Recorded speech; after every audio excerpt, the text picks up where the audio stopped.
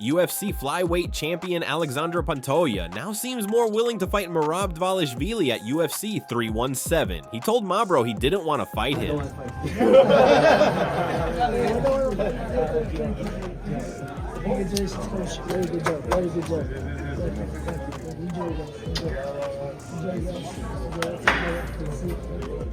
Speaking to Home of Fight, Pantoja said, "That fight makes sense right now. Why not? It's going to be amazing, but the problem is, why do I need to go to 135? I keep having challenges in my division. Why not Muhammad Mokaev if he returns? He has good grappling. Tyra, he showed better boxing when he fought Royval. Royval made him get in trouble. Now I see he have better boxing. He fixed a couple of things. Joshua have amazing boxing too. Amazing skill, good takedown defense.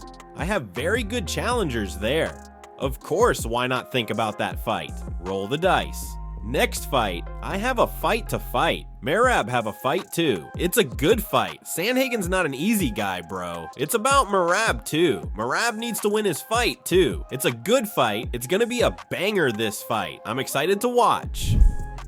Daniel Cormier laughed at Chael Sonnen for completely messing up fighters' names. But when you have guys like Imanov, and you have guys like Carl Bow, when you have guys like Bo Nickel, who I'm not ready to write off yet, and when you have guys like Rene De Renner, well, I understand on the Bo, but I'm just offering to you, it's really deep right now, and before you get to change weight classes, you have to clear out and kind of even be on your second one around the trap, and I don't think that we're anywhere near that.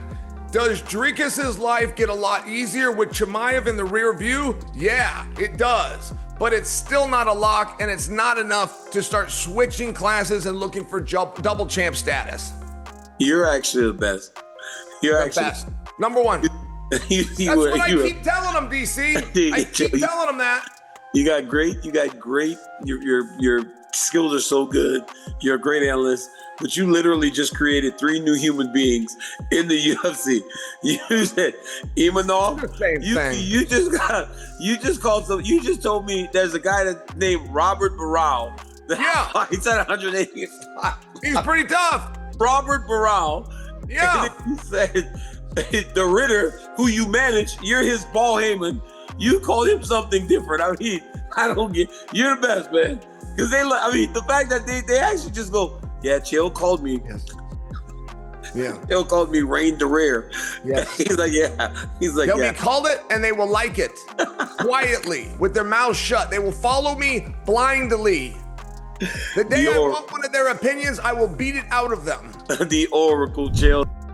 Aljamain Sterling is not a big fan of Raul Rosas Jr. He shared a story about the first time they trained together, saying Raul was extremely disrespectful. Aljo also didn't like that Raul trained with Merab Dvalishvili and then worked with Sean O'Malley the very next weekend, right before they fought. You know, that kind of reminds me of when I trained with Raul Rosas for the first time, and his parents was sitting on the side, they were recording, and I didn't know he was with them, but then it was one of my light days, because I was super sore from the whole week just doing a bunch of two-a-days. This was a couple years ago when I was still the champ, and I didn't even know who he was. I didn't know he was a fighter. I knew he was a pretty good grappler training at 10th Planet, and then he was like just DJing on my head. It was like the most disrespectful thing. I was like, so he's like breakdancing in front of me and then trying to DJ on my head, and I'm like, so I just sit there and I just lay back. I'm like, I don't even know what is happening right now. Then I look over and I see the camera. I'm like, oh, he's trying to look cool for the cameras. And I'm like, and then I got this kid who's kind of being a punk. I mean, let's be honest, call it what it is. He was being a punk about it. The things with Merab and O'Malley, then he was training with Merab, then training with O'Malley like the following weekend. I was like, the last time I saw somebody doing this was Gordon Ryan when he was training with Rockhold and then Weidman. I was like, this is so awkward. I'm like, this just makes me uncomfortable. And I'm like, we're not boys like that, but it's still like, there's a little bit of a code. Yeah, but then he did the thing with Merab, and then I kind of commented on his page. And after that, I was like, it just became weird between the two of us. So now when I see him, I don't even say anything to him. I see his parents, I say hello. His sister trains at our class, I say hello to her. Like, I don't know. I'm just not one to, I don't care how good you are. I'm not kissing nobody's that's going to be trying to just do like that in general. Like, not even just him, just in general, bro. It's just not, there's nothing cool about that whatsoever. John Silva will face Diego Lopes at Noche UFC on September 13th. In a recent interview with MMA Junkie, Silva said Lopes signed his own coffin and believes that if he wins, he'll be fighting for the title next. Probably the fight I was most nervous for. Just in terms of how good he is, he can catch you with anything, anytime. All the time I spent looking up to him and studying him because he was the benchmark, knowing what he's capable of. I think he's the best guy I've faced. And obviously if you watch that fight, it was one hell of a fight. It was a tough night at the office for both of us. But then when you just go on pure toughness, you have to go with either Brad Tavares or Sean Strickland. Just the amount of damage they were able to take and just keep going. Eyes. It's just his approach. Anderson Silva had one. He would always deny the fight and he would let that run for about 2 weeks. He would then accept he felt the same way. Ilya's is not any different whether he knows about it or not. Ilya's first move when he's gonna fight a guy, aside from Paddy, is to say to I'm not gonna fight this guy. Tsarukyan got put through a purgatory and he had to get out of it. But he did. When he showed up, got licensed, weighed in, went through a training camp, and he has to sit in the first row and even watch Paddy the Baddy get in the ring and get attention, and not him. I'm just saying there is an appreciation historically that has shined down, and it's also going to be shown to him. Matchup wise, the hardest matchup for Ilya's Arman Tsarukyan. Even Volkanovski has said in a couple interviews that he does expect me to win and actually face me for the title towards the end of the year. So guys, by the end of the year, in December, this division after 10 years since Jose Aldo, we're gonna have a new Brazilian 145-pound UFC champion. Steve Erceg will face Ode Osborne tonight at UFC Vegas 109. Erceg is on a 3-fight losing streak and says he's fighting to keep his job. Speaking to MMAfighting.com, he said, "Unfortunately, I'm on 3 losses and I could be fighting for my contract, but yeah, I think when you try to overthink and put too much on your plate, it can be detrimental. So I'm gonna go out there and I'm gonna punch another guy in the face. And if I win, I know I did everything I could to do so. If I lose, that's life, unfortunately." Honestly, I think the biggest lesson is that I'm the man, I guess. I've been looking at these guys like, oh, I'm fighting Moreno, I'm fighting Pantoja, and then, oh, they might know something I don't know. Or, oh, he's fought 5 rounds. I'm thinking all of these things about how great they are, and that I'm not giving myself the credit I deserve, I guess. Carlos Prates appeared on the Pound for Pound podcast this week and looked back on his recent unanimous decision loss to Ian Garry. He admitted he made a mistake in the fight and believes a rematch would be very different. Carlos Prates also revealed that he regularly drinks and smokes cigarettes despite being a professional fighter, and even advises other fighters not to follow his example. He is now set to face Jeff Neal at UFC 319. Your last fight, first defeat in the UFC, which was a pretty big step up. But even to then, I think you fought to the last minute. It was a really big mistake I did on the fight. I was like, we come to the fight with a game plan, and I didn't come to the game plan. I didn't try to make my game plan. I was like really confident, like I gonna knock him out anytime. I have 5 rounds, and also he's really smart, really good fighter. No excuse. But I feel like you didn't execute. Yeah, that's why you lost. Yeah, we can fight again, and I'm gonna do different. I think people gotta give Ian Garry their flowers. The dude is a f***ing gamer. You start hearing shit, he's a blah blah blah. Yeah. But in reality, the dude could fight tactically. I could say something about Ian Garry. He's a competitor. I know there's a lot of things being made of you, smoking a cig, having a little drink. Mayor. I love it because at the end of the day, if it's part of your identity, that's part of your identity. People start to dig in. They're like, man, I like that. That's my lifestyle, bro. I like to go to the party. I smoke cigarettes. I think I smoke cigarettes since 12 years old, and it's my lifestyle. I do that. They wanna see me, they don't wanna see fake Carlos Prates. I say to a lot of people, they don't do that, but I don't know if it's gonna work for you. Don't do as I say. Don't do as I do. Do as I say. So disclaimer, you're like, don't smoke cigarettes.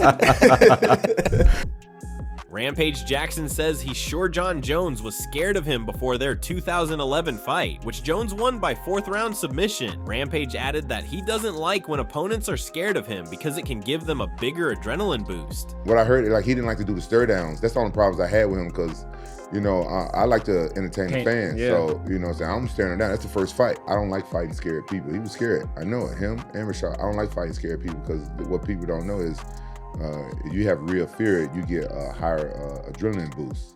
And that's what it's all about. Yeah. So that just gives a little extra kick. You get a little extra kick. You really thought Jon Jones was scared of you going into the fight? I could tell by the stare down. I could tell by the stare down. He came crawling into the ring. I ain't never seen that before. I was thinking about kicking him in his face, but I was like, oh, that's pride rules. I didn't know what the fuck to do.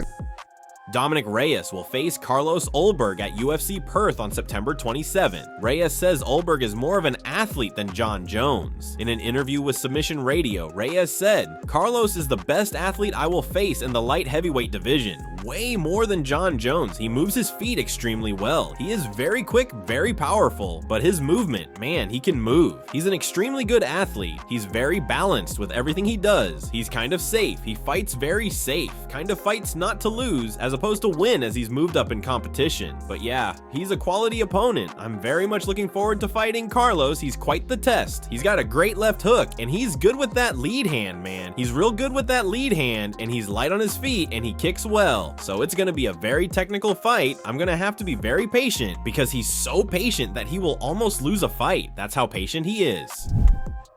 Dricus Du Plessis says Israel Adesanya is the best opponent he's faced so far. The two fought last summer, and Dricus won the fight by submission in the 4th round in an interview with Betway. Drake, he said, "My toughest..." Charles Oliveira fighting in 3 months after that knockout, to me, just does not seem like the best decision. And I always wonder about the team that's around them when people make decisions like that, because the fighter's always going to fight. That's what he does. He's a fighter. You tell Charles, meet some guy on the corner to fight him, he'll fight him. Charles, you got to fight October 11th, he'll fight him. But where's the guy, you know, that goes, hey, Diego Lima goes, "Hey, Charles, not quite yet." Or the manager, not quite yet. Especially when Charles has made a boatload of money now. He's done really well in his career. He's established. He's going into the Hall of Fame. He's one of the greats. And I just don't want to see something crazy happen again that we saw happen last time. Because remember, guys, when Charles was the champ, he got knocked down a lot. He got hit and hurt a lot. But he was always able to get up and continue to fight. Against Taporia, he was like knocked out before he even hit the ground. That's how bad of a knockout it was. So to see him back in three months, it's concerning. Dricus Du Plessis coach Morn Visser fired back at Khamzat Chimaev after Khamzat made comments about Dricus in the UFC 319 countdown. Khamzat said, "People say Dricus has good cardio and people watch me. Khamzat has bad this. He's hype. How many years I've been UFC, still people say he's hype. Robert Whittaker fought Dricus how many minutes? Drake has been taken down from Robert. Robert didn't even give me one punch. Everyone I fought, they say, I'm preparing for a war. Why should you prepare for a war? If you want to win, you have to prepare for kill." Dricus's coach responded saying, "Khamzat doesn't know what it is when people want to wrestle him. He's only facing guys who are trying to get away from his wrestling. We don't want to try to get away from his wrestling. We want to fuck him up in his game. You can't think that you're gonna beat my guy with one thing, and that's wrestling. That guy is one-dimensional. Have you seen his stand-up? I wouldn't even give him a pro license for his stand-up. He doesn't present any problem for us. We are the problem." And that's going to wrap it up for the news. Thanks for watching. For daily MMA news and content, subscribe to MMA Analysts and click the bell icon to be notified when we post videos. See you in the next video.